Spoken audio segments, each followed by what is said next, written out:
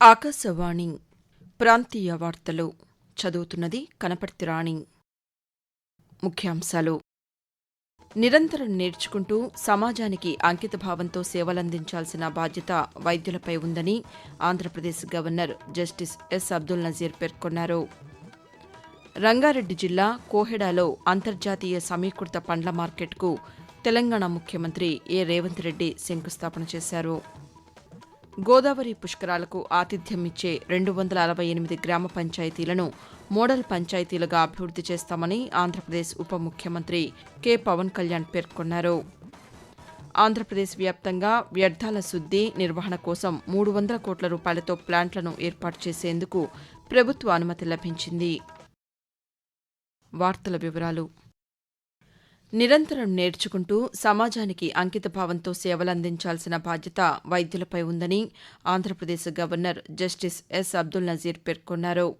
విశాఖపట్నం జిల్లా సంగివలసలోని ఒక వైద్య కళాశాలలో నిన్న నిర్వహించిన స్నాతకోత్సవ కార్యక్రమంలో ఆయన ముఖ్య అతిథిగా పాల్గొని విద్యార్థులకు పట్టాలు ప్రదానం చేశారు.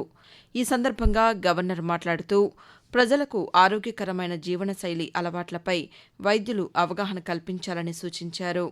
గ్రామీణ, పట్టణ ప్రాంతాల మధ్య ఆరోగ్య సేవల అంతరాలను తగ్గించడంలో డిజిటల్ హెల్త్ కార్యక్రమాలు, ఆధునిక వైద్య సాంకేతికతలు కీలక పాత్ర పోషిస్తాయని వెల్లడించారు.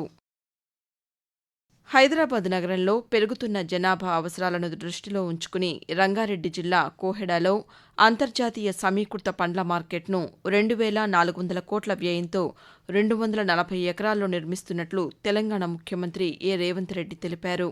మంత్రులు తుమ్మల నాగేశ్వరరావు, డి. శ్రీధర్బాబు, పొంగులేటి శ్రీనివాసరెడ్డితో కలిసి పండ్ల మార్కెట్తో పాటు సమీకృత సబ్ రిజిస్టార్ కార్యాలయాల భవన సముదాయానికి ఆయన నిన్న శంకుస్థాపన చేశారు.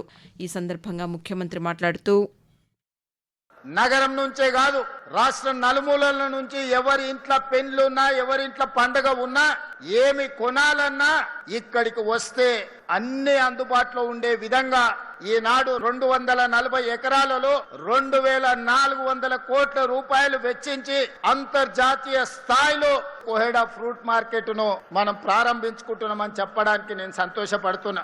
అంతర్జాతీయ ఎయిర్పోర్ట్ తర్వాత మన గుర్తింపు, మన గౌరవాన్ని ఈ కోహెడా ఫ్రూట్ మార్కెట్ తీసుకొస్తుందని చెప్పడానికి నేను సంతోషిస్తున్నాను.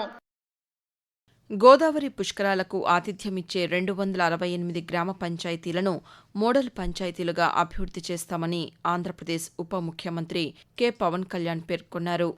పంచాయతీల నుంచి వచ్చే మురుగునీరు గోదావరిలోకి చేరకుండా చర్యలు తీసుకోవాలని కలెక్టర్లను ఆయన ఆదేశించారు. గోదావరి మోడల్ పుష్కర్ పంచాయతీ ప్రణాళికపై జిల్లా కలెక్టర్లు, పంచాయతీ అధికారులతో ఆయన నిన్న మంగళగిరి నుంచి దృశ్య మాధ్యమ సమావేశం నిర్వహించారు.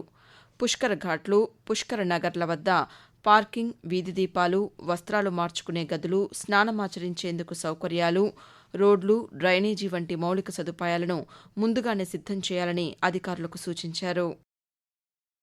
రాష్ట్ర వ్యాప్తంగా వ్యర్థాల శుద్ది, నిర్వహణ కోసం 300 కోట్ల రూపాయలతో ప్లాంట్లను ఏర్పాటు చేసేందుకు ప్రభుత్వ అనుమతి లభించిందని ఆంధ్రప్రదేశ్ పట్టణాభివృద్ది శాఖ మంత్రి పి. నారాయణ పేర్కొన్నారు.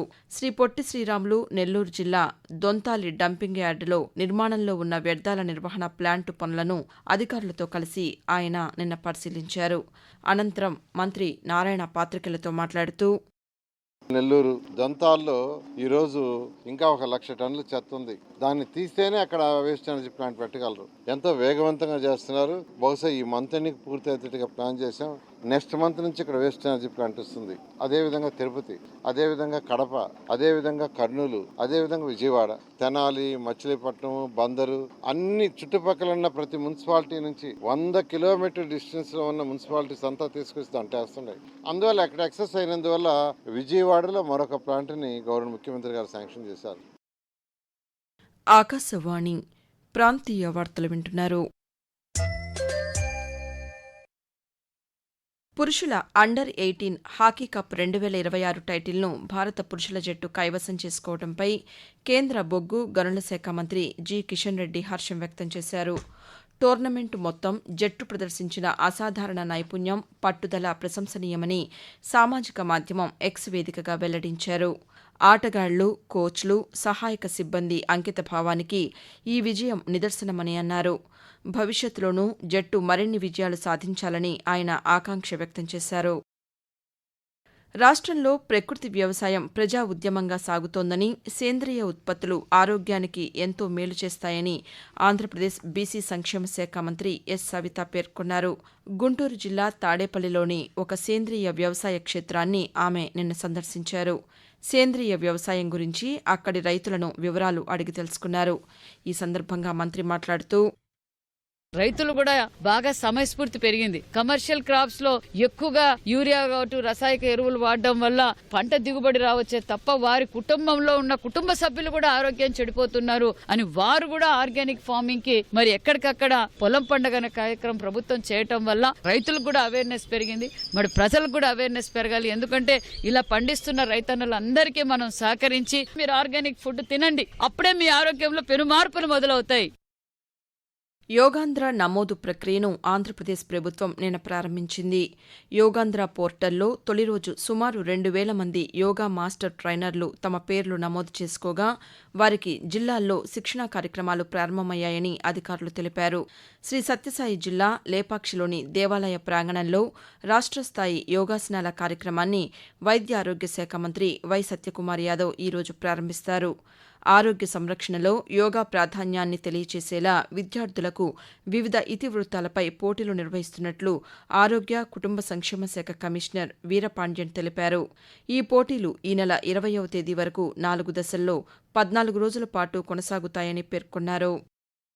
కూటమి ప్రభుత్వం ప్రజలకు ఇచ్చిన హామీల అమలులో విఫలమైందని మాజీ మంత్రి వైఎస్సార్సీపీ నాయకులు కురసాల కన్నబాబు ఆరోపించారు. కాకినాడ జిల్లా కేంద్రంలోని ఆ పార్టీ కార్యాలయంలో నిన్న నిర్వహించిన పాత్రికేయుల సమావేశంలో ఆయన మాట్లాడుతూ, ముఖ్యమంత్రి నారా చంద్రబాబు నాయుడు ప్రజలను మోసం చేశారని పేర్కొన్నారు. అమరావతి రైతులు, డీఎస్సీ అభ్యర్థులు సహా పలు వర్గాలు ప్రభుత్వంపై అసంతృప్తితో ఉన్నాయని అన్నారు. వాతావరణం. రాష్ట్రంలో ఈరోజు కొన్ని చోట్ల ఎండ తీవ్రత, మరికొన్ని చోట్ల పిడుగులతో కూడిన వర్షాలు ప్రభావం చూపే అవకాశం ఉందని ఆంధ్రప్రదేశ్ విపత్తుల నిర్వహణ సంస్థ వెల్లడించింది. 58 మండలాల్లో తీవ్ర వడగాల్పులు, 104 మండలాల్లో వడగాల్పులు వీచే అవకాశం ఉందని సంస్థ మేనేజింగ్ డైరెక్టర్ ప్రఖర్ జైన్ ఒక ప్రకటనలో పేర్కొన్నారు. మరోవైపు ఈరోజు పలు జిల్లాల్లో అక్కడక్కడా పిడుగులతో కూడిన తేలికపాటి నుంచి మోస్తరు వర్షాలు కురిసే అవకాశం ఉందని అమరావతిలోని భారత వాతావరణ సంస్థ వెల్లడించింది. నైరుతి రుతుపవనాలు రాయలసీమ జిల్లాల్లోని కొన్ని ప్రాంతాలు తాకినట్లు రానున్న 2 నుంచి 3 రోజులు మరింత విస్తరించడానికి వాతావరణ పరిస్థితులు అనుకూలంగా ఉన్నట్లు పేర్కొంది. మరోవైపు తెలంగాణలో ఈరోజు తేలికపాటి నుంచి ఒక మోస్తరు వర్షాలు అక్కడక్కడా కురిసే అవకాశం ఉందని హైదరాబాద్ వాతావరణ కేంద్రం వెల్లడించింది. ప్రజా సమస్యల పరిష్కారం కోసం స్వీకరించిన వినతులను త్వరితగతిన పరిష్కరించాలని ఆంధ్రప్రదేశ్ రహదారులు, భవనాల శాఖ మంత్రి బీసీ జనార్దన్ రెడ్డి అధికారులను ఆదేశించారు.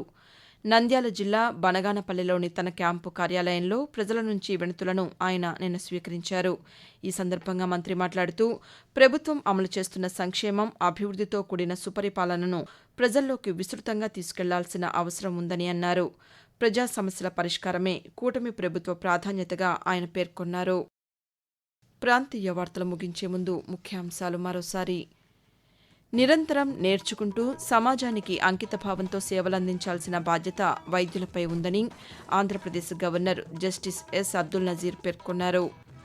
రంగారెడ్డి జిల్లా కోహెడాలో అంతర్జాతీయ సమీకృత పండ్ల మార్కెట్కు తెలంగాణ ముఖ్యమంత్రి ఏ రేవంత్ రెడ్డి శంకుస్థాపన చేశారు.